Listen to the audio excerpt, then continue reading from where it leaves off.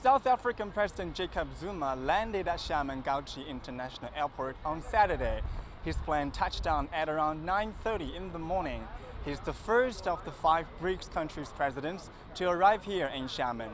He's focused on making this summit a successful one for South Africa, which is the newest BRICS member, just joining in 2011. Now, President Zuma wants to continue the current track of BRICS. It's been good for his country. According to South African Ministry of Trade and Industry, its export and import trade with the other BRICS countries hit more than $14 billion last year. The country's growth in recent years has led it to become Africa's largest economy once again. The formation has also strengthened its cooperative mechanism for institutional development, most notably witnessed in the creation of the new Development Bank and the recently launched Africa Regional Center in Johannesburg. That's a big deal considering the new Development Bank will loan out $2.5 billion this year. For South Africa, it will be looking to learn a lot from this summit. That is because it will take over the rotating presidency next year. Tang Bo, CGTN, Xiamen, Fujian Province. Right, let's now cross over to CGTN's Uche Okoronkwo, who is in Xiamen with an update. Uche, South Africa's President Zuma arrived in Xiamen for the summit earlier today. Just give us a sense of what the country can expect to achieve there.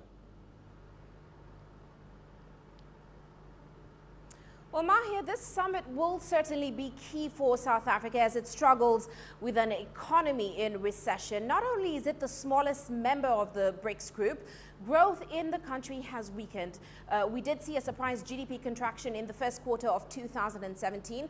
Also, the central bank there revised down its growth forecast for 2017 from about 0.5% down from about 1%. Now, the country is certainly looking to see a much closer collaboration amongst the BRICS group, because that will certainly create a situation in which its members can offer more support to South Africa as well as each other.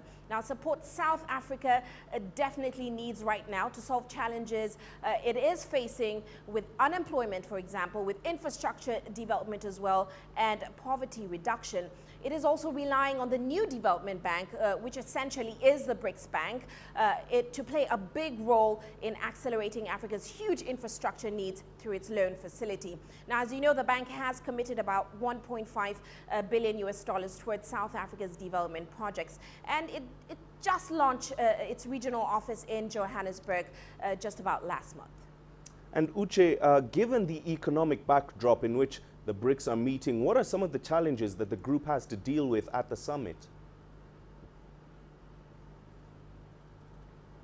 Well, Mahir, the picture is definitely mixed. As you know, the global financial crisis did inflict some lasting damage on the BRICS economies. For example, the fall in commodity prices of recent years has done some damage, especially to the commodity-rich countries such as Brazil, Russia, and South Africa. So there is some question as to whether the BRICS countries still remain the emerging superstars, in quotes. Now, the key factor is that the group continues to meet and talk up on ambitious common agenda, which of course will certainly keep that dream of dominating the 21st century alive. They're also looking to the 2 biggest economies, which is China and India, for support. China, of course, is now the 2nd largest economy in the world by GDP, and it's certainly poised to overtake the US for the #1 spot over the next few years. For India, the country is one of the world's leading IT services exporters, and it certainly has a fast-growing service industry.